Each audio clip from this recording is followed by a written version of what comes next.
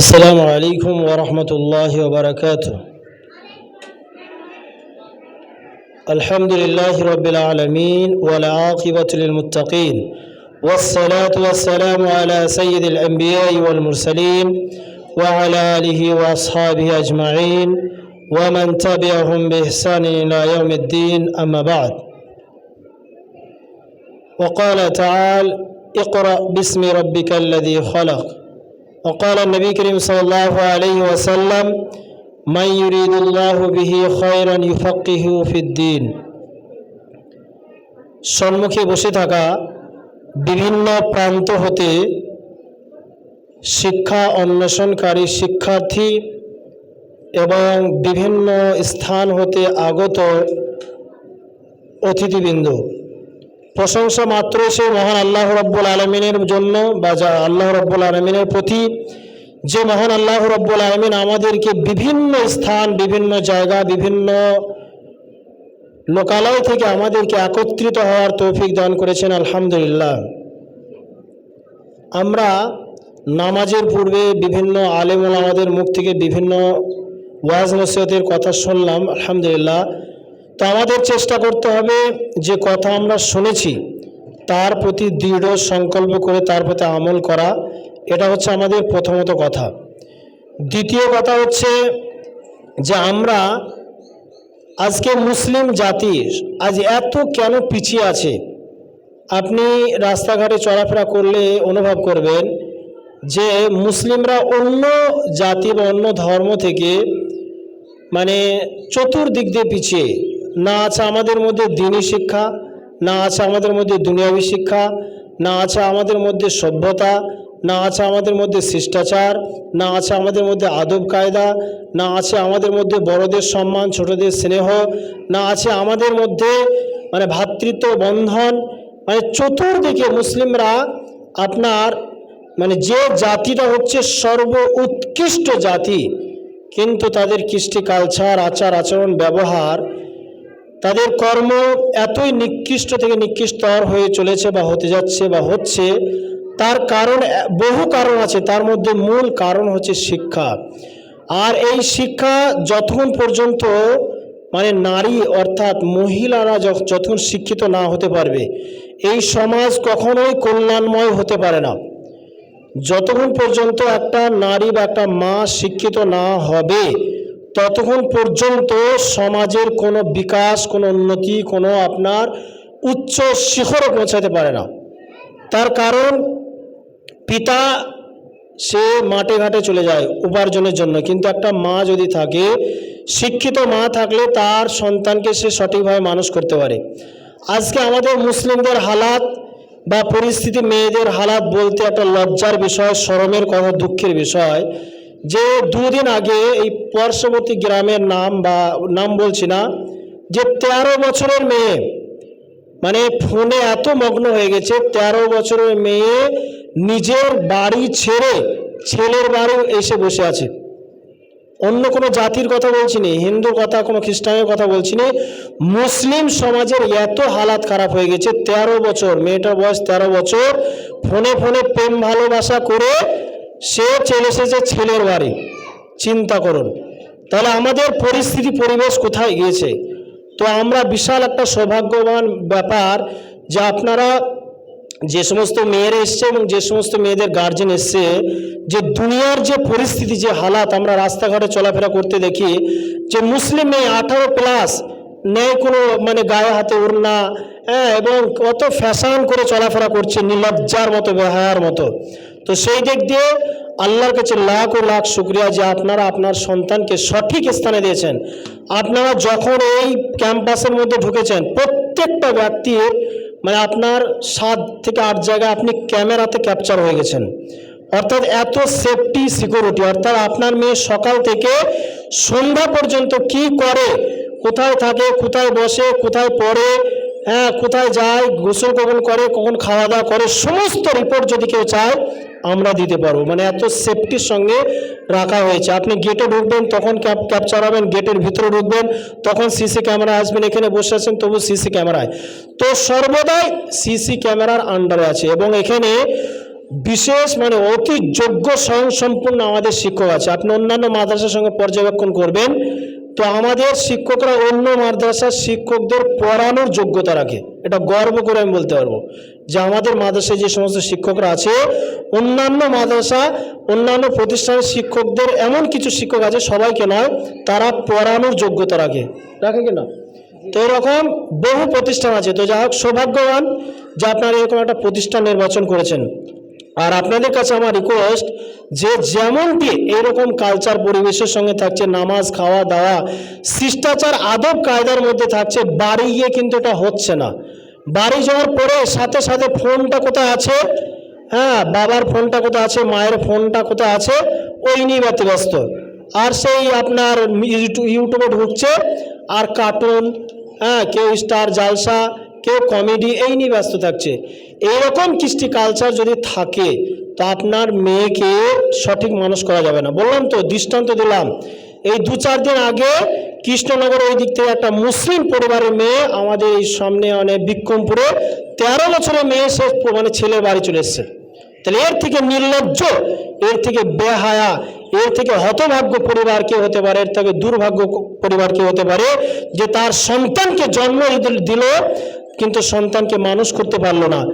একটা নারী যদি ইচ্ছা করে তার সম্মান, তার অধিকার, তার মর্যাদা সে উন্নত স্তরে পৌঁছাতে পারে।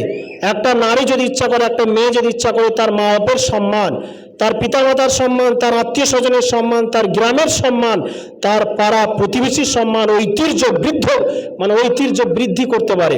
আর একটা নারী যদি ইচ্ছা করে তার সম্মান, তার বংশের সম্মান মাটিতে মিশিয়ে দিতে পারে। আপনি চিন্তা করুন যে এই মেয়েটা যখন এখানে চলে আসলো বা এরকম দুর্ঘটনা করলো, তাহলে সেই পরিবারের মানুষ সমাজের কাছে কি করে মুখ দেখাবে? এটা লজ্জাজনক বিষয়। তার কারণ এটাই যে আমাদের কাছে শিক্ষা নেই। আমরা শিক্ষা শিখতে পয়সা খরচ করতে চাই না। আজকে মুসলিমদের হালাত এমন যে শিক্ষা শিখাবে, এত টাকা খরচা, কি করে সম্ভব?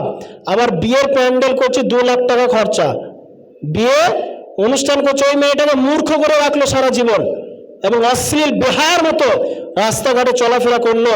কোনো মান সম্মান কিছু থাকলো না, না পর্দা আছে, না ওড়না আছে, না বোরখা আছে, কিছু নেই। বেহায়া নির্লজ্জার মতো থেকে শিক্ষা অন্বেষণ করালো না।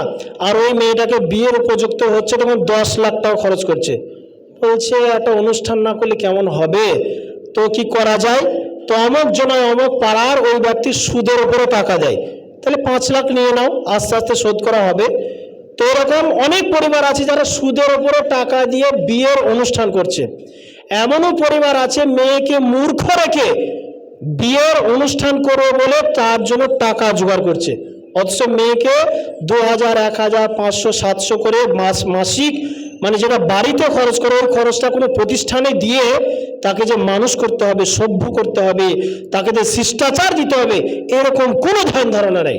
সেই জন্য আজ মুসলিম জাতি প্রত্যেকটা স্তরে মার খাচ্ছে, লাত খাচ্ছে, অপদস্থ, হেনস্থা, তিরস্কার, ভৎসনায় আজ জর্জরিত।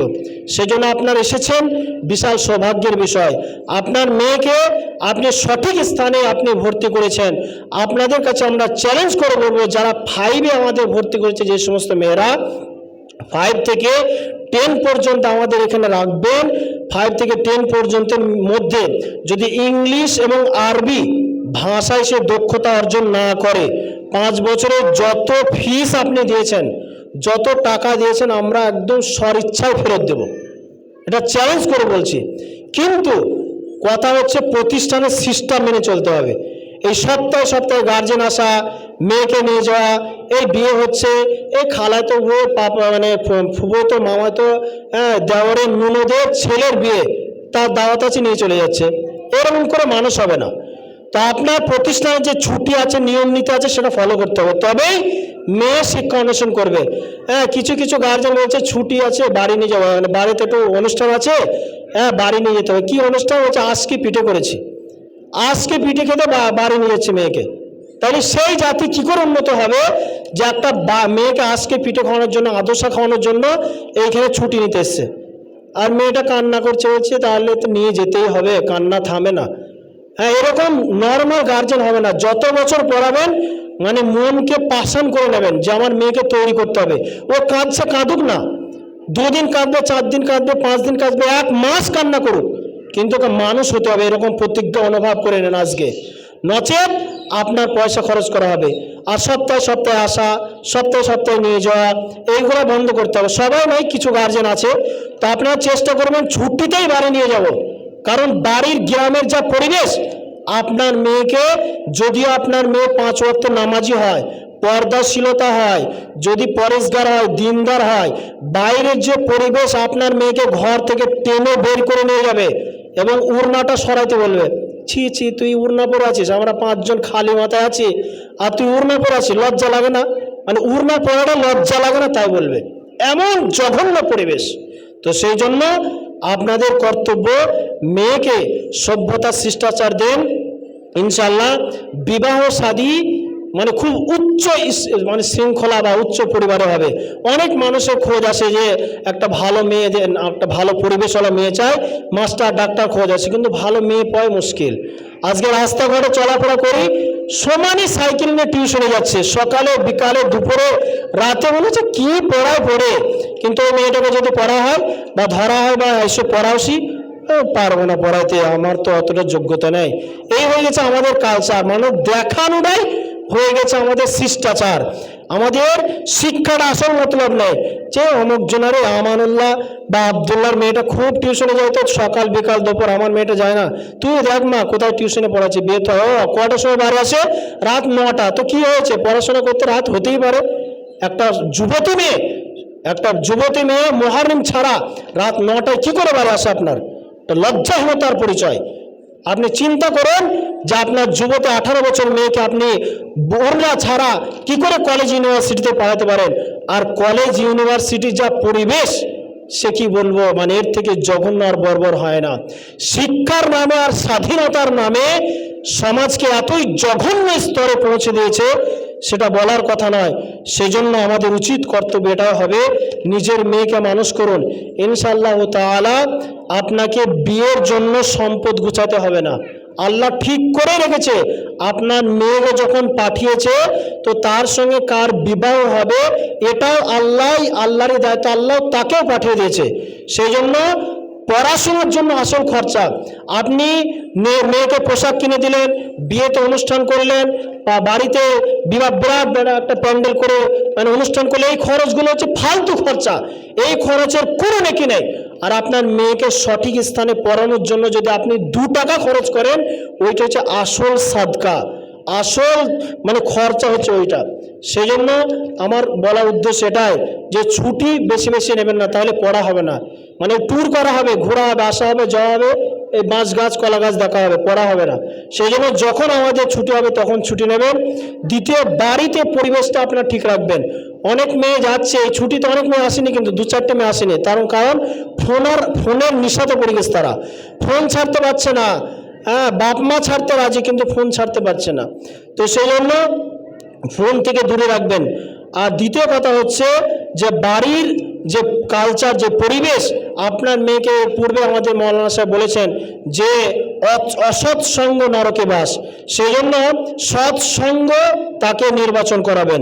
কারণ বললাম তো যে একটা মেয়ে বোরখা পরে বা একটা হিজাব পরে 5টা মেয়ে আপনার অশ্লীলতার বেহায়া মতো ঘুরে বেড়ায়, তখন সে বলবে তোর বোরখা মানে তোর হিজাব পরতে লজ্জা লাগে না? তখন সে মনে মনে ভাববে তো ঠিকই বলছে, মানে শয়তান তো সবসময় কুমন্ত না, যে ওরাও তো হিজাব পরে নেয়, ওদের 18 বছর পার হয়ে গেল, ওড়না পরে নেয়, এরা ঠিকই কথা বলছে। তারপরের দিনও খালি মাথায় যাবে, যে মনে করবে এটা আমার স্বাধীনতা, বিরাট স্বাধীনতা। তো যাই হোক, আমার বলার উদ্দেশ্য এটাই যে আপনারা সন্তানকে পড়তে দিয়েছেন, তাদের দেখাশোনা, তাদের দায় দায়িত্ব, তাদের খরচা আপনারা বহন করেন। এই খরচাটাই আসল খরচা। বিয়ে শাদীর জন্য আপনাকে ভাবতে হবে, ওটা আল্লাহ ভেবে রেখেছে, আল্লাহ সিদ্ধান্ত চূড়ান্ত করে রেখেছে, মানে তকদির বা নসিবে কি হবে সেটা লিপিবদ্ধ করে রেখেছে। আল্লাহ যেন আমাদের তৌফিক দান করে। আর দেখুন, আপনার গ্রামে বহু মানুষ আছে, প্রত্যেকটা ব্যক্তির গ্রামে প্রত্যেকটা টাকা পয়সাওয়ালা লোক আছে, গাড়ি বাড়ি ব্যাংকওয়ালা লোক আছে, কিন্তু ধরেন একটা কথা বলছি, তেঁতুলবের বা বীরপুর 2-4টে বা 10টা মেয়ে পড়ে, ওই গ্রামে আরো 800, 10,000, 20,000 লোকের বাস আছে, কিন্তু ওই 5টা মেয়ে কেন এখানে এসছে? তার মানে আল্লাহ পাঠিয়েছে। আল্লাহ বলছে মাই ইউরিদুল্লাহু বিহি খায়রান ইউফাক্কিহু ফিদ্দিন। আল্লাহ যাকে পছন্দ করে, তার টাকা আছে তা কি হয়েছে, তার গাড়ি বাড়ি আছে তা কি করে কি হয়েছে, যাকে আল্লাহ ভালোবাসে, যাকে পছন্দ করে, তাকে দ্বীনি শিক্ষার জন্য নির্বাচন করে। হতে পারে আপনার গ্রামের সবচেয়ে ভিআইপি লোক, কিন্তু তাকে আল্লাহ ভালোবাসে না, তার সন্তানকে আল্লাহ পছন্দ করে না, সেই জন্য দ্বীনি শিক্ষা থেকে তাকে বঞ্চিত করে রেখেছে। তো আসুন, আমাদের এখানে দ্বীন এবং দুনিয়া উভয় শিক্ষা আপনাকে দেওয়া হবে, আপনার মেয়েকে, আপনার সন্তানকে। তো এটা নির্বাচন করবেন, এটা ভাববেন যে ওই লোকটার মেয়ে তো ইংলিশ মিডিয়ামে যাচ্ছে, খালি গায়ে খালি মাথায়, বিরাট ব্যাপার, তো এটা বড় কথা নয়। আপনাকে আল্লাহ নির্বাচন করেছে যে অমুক প্রতিষ্ঠানে যাও, অমুক জায়গায় যাও, মেয়েটাকে সভ্য তৈরি করো। শিক্ষিত লোক বহু আছে, বহু ডিগ্রিধারী লোক আছে, কিন্তু আদর্শবান নেই। তো আদর্শবান এবং শিক্ষিত দুটো হতে হবে। যাক, আল্লাহর কাছে এটা প্রার্থনা করি, আল্লাহ রাব্বুল আলামিন যেন আমাদেরকে শিক্ষার সঙ্গে সঙ্গে আদর্শবান হওয়ার তৌফিক প্রদান করে। MA BA BEd DEd করে কোনো লাভ নেই যদি আদর্শবান না হতে পারে। সেই জন্য শিক্ষার সঙ্গে আদর্শ, শিষ্টাচার, আদব, কায়দা এগুলো ফলো করতে হবে। আল্লাহর কাছে এখান থেকে সমাপ্ত করি। আল্লাহ যেন আমাদেরকে সঠিকভাবে চলা এবং সঠিকভাবে বলা এবং যেগুলো আমরা শুনলাম তার প্রতি আমল করার তৌফিক দান করে।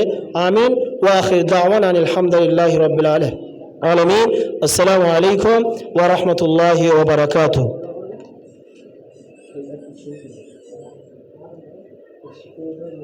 আমি